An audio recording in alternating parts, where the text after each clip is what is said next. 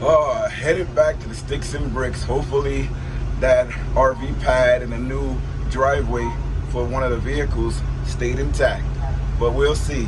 First time we're gonna drive on it on this episode of the SmallsRV Adventures. Everybody's packed up and we're leaving Binghamton. Sometimes it's a bit stressful driving on these local roads to get to where you need to go.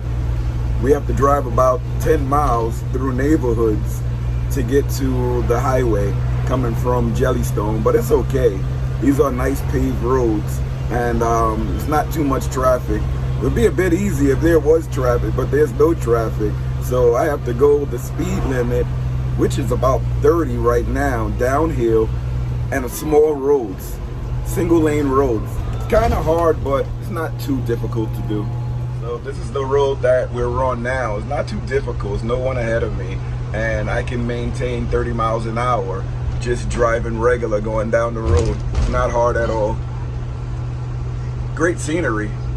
Yeah, I can monitor the tow vehicle and a car hauler right from the little infotainment center here. I can see the Starlink on the window, so if anything is rattling or about to fly off, I do have a camera inside of the car that has a microphone, so it'll alert me if it hears the sound and I can see it through the camera. These gas stations are very tricky because you can see from far away it says 298 and then 305, but when you get closer, the 298 is for the diesel and the unleaded 87 is 305. From far away you think the gas is the cheap one, so you always gotta look close. This town that we're passing through now is called Endwell, New York. It's pretty cool. We came by here a lot, but this is the first time I saw the name of the town, Endwell. In 1 mile, keep left to merge onto State Route 17 East. Yes, GPS. We on the 17C East. There's a quick straightaway going on from Pennsylvania to New York, which is pretty cool. You know, you can drive without going into New Jersey if you use upstate New York, and I'm guessing upstate Pennsylvania, like the suburban areas. You can travel from state to state and skip out of New Jersey. And I think that's pretty cool because it only takes about an hour to get from Sticks and Bricks in Pennsylvania to New York, and then another half an hour to get to wherever we're going, whether it's going to Middletown, New York, or going to Binghamton. Like, everything is like a half an hour once we cross over into Port Jervis, New York. That is pretty cool. But I have to plan out the next time we're gonna come over to New York with the camper, because we have to find a state park that's open all year. A lot of places close down for the winter, so we just have to find somewhere that's open, that's not too far away from Binghamton. Somebody likes to be curled up over there, knocked out.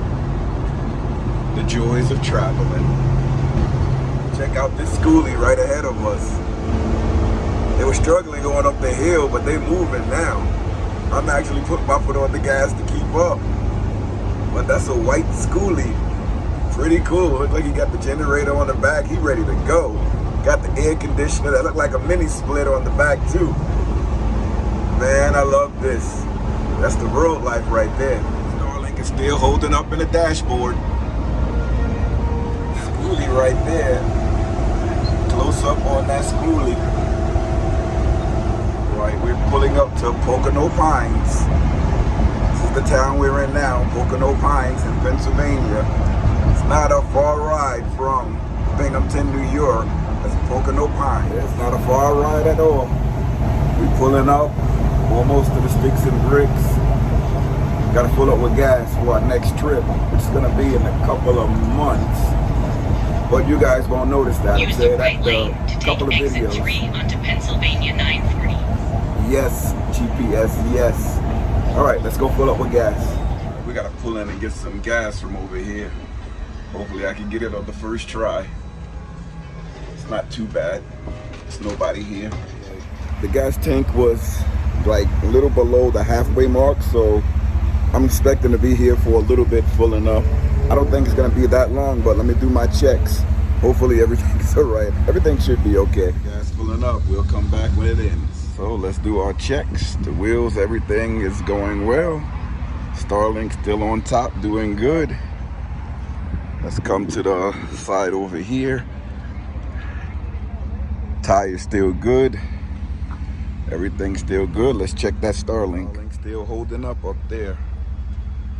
Pretty well, holding up with that magnet mount. Do it here, I broke the snap. I have to order another one of these snaps, easy fix. One thing with being on the road is that you have to prepare and just be aware that while you're driving, there's gonna be some things that's gonna break on an RV. It's just the way that it goes when you're driving around with a $25,000, not $25,000, 25,000 pound rig. Some of these things go up to like 40, 50,000 pounds. But things are gonna happen. Things are gonna wear with the weather. Sometimes wear away at the metal pieces. So I think that's what happened to the snap. But everything else seems to be working pretty well. I'm gonna make some adjustments to some of the things so that, you know, even the car holder, it will work really better. A little piece right here that I'm gonna move to the side because the car is hitting onto this. So I can just loosen this up and move it all the way over to the side.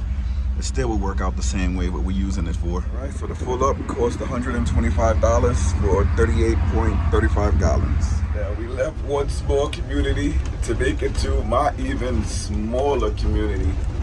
Driving on the roads, I drive in the middle of the road until I see somebody coming, and then I move over. But it's not so difficult when you're driving around tight spaces like this and tight spaces in the campgrounds.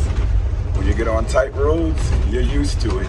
That's the way the cookie crumbles, baby. Get back to the sticks and bricks. Everything is held up. Now is the nervous part. All I'm nervous about is parking. But you gotta park. It is what it is. It took a long time, but we finally made it back in. And we got all the vehicles parked where we need them to be parked, but I may have to do some adjustments. Everything fit. The car holder barely fit on the pad. I got it in as much as I could, but I'll let you guys see. So I did have like a pile of rocks right here, but the car holder fit in nearly perfect. I had to like back in and go forward a few times so I can get it like right on the pad, because the first time I was on the gravel, but got in pretty good. It's not too bad. This is one side. I'll show you the other side, but I wanted to get the back wheels as far back as I can on the pad so that when it snows, it's out of the way. So about right here is where it meets the drive, but it's okay. Doesn't have to be all the way back. And here's the other side where I had some room to move it over, but hey, you don't have that much room. This thing is 8.5 feet on both sides. So here it is all the way to the back of the gravel pad from the other angle. Pretty good, pretty good. No damage, nothing to the pad. The car's up on top by the house. So now we have our whole driveway back where nothing is in the way. We can walk barefoot out here now. And here's where the RV is. I was worried about the approach angle that they put in, but where we parked the RV is nearly the same. You know, I still have to lift the RV up a little bit with the blocks so that we're not putting too much pressure on the jacks on the bottom. And I take you to the side over here. All wheels are on the ground, which is what I wanted. I got to cut the refrigerator back on. I forgot to cut the refrigerator on. And here we go here. The back of the RV is where most of the weight is. And I did see back here that we had a little bit of lift, a little bit of bend into the ground, but that's to be expected. It's no cracking, it's just bent into the ground, but that'll hold it more when the rain comes, even though I have the drainage in. I have the drainage in, I still have to make sure that it's clear and working, because that's it, you can't go back under it anymore. Here's the drain, I just have to make sure it's not blocked. That goes all the way over to the other side. We got those drains cleared. You know, it's real good. I can do some more activities on this side of the RV, which is really good. All right, so here, everything seems all right. We have the jack pads down, not too much damage. And then we go to the back of the RV. This is where all of the weight is. This side is not too bad, but I don't know if you can see how it went down a little bit on the other side of the jack, because I had to lift that side of the RV up a bit, but that's to be expected. You're gonna have a couple of those sinkholes as I park. The wheels don't go back that far. The other side of the drain. This part of the drain goes underneath the RV, underneath the pad, underneath the gravel, all the way out to the other side. This is the hard part, putting everything back into the sticks and bricks.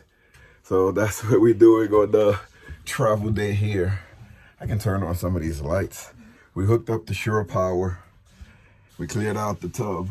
Still have some stuff to review in there. But I got to get all this other stuff in and clear off the bed, because the bedding has to be washed too. Liam, oh my God, let me tell you about Liam. I was changing his pamper about 4 o'clock in the morning. He had one of these blowouts, and I changed it really good. And I had to like put the other pamper on him, and I took too long. And he wet the bed more than I've ever seen it wet before. I couldn't believe it.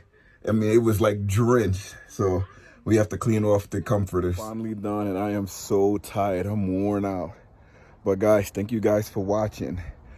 If you haven't already, click that subscribe button. Also, if you want to support the channel, you see these hats I have on. We have cups. We have everything in the SmallsRV Adventure shop. If you want to support the channel in any way, you can show us and buy some of the products if you want to. You don't have to. And show your support. Take pictures. You know, link us in the pictures. It'll come to us and we can see your support for the channel. Let us know. There's also a thanks button down below. Anything we get for the channel goes right back into the channel.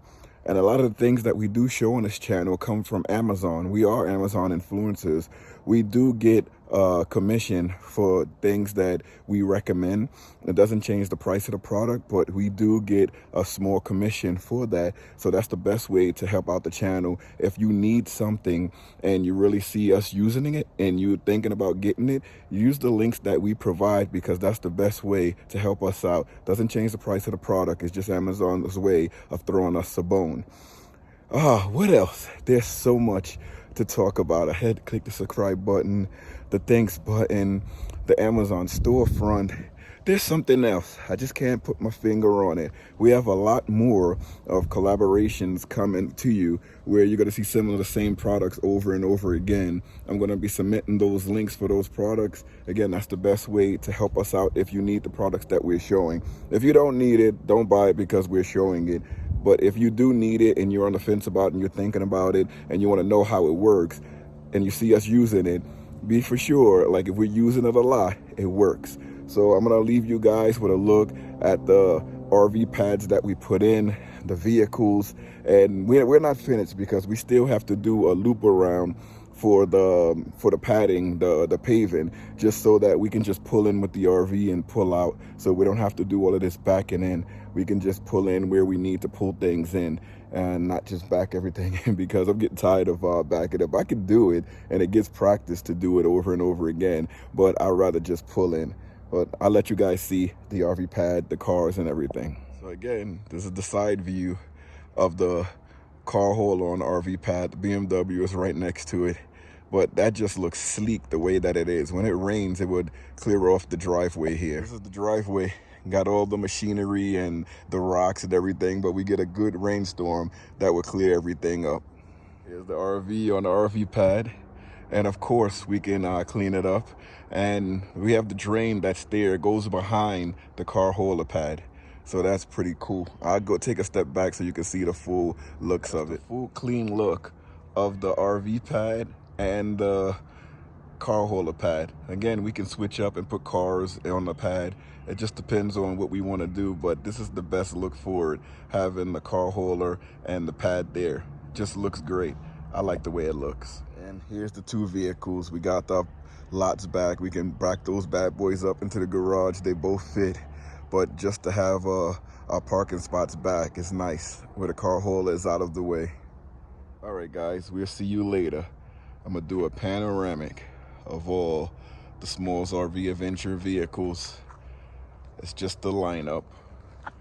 Hopefully I don't trip going backwards, ending with the BMW. See you later, everybody.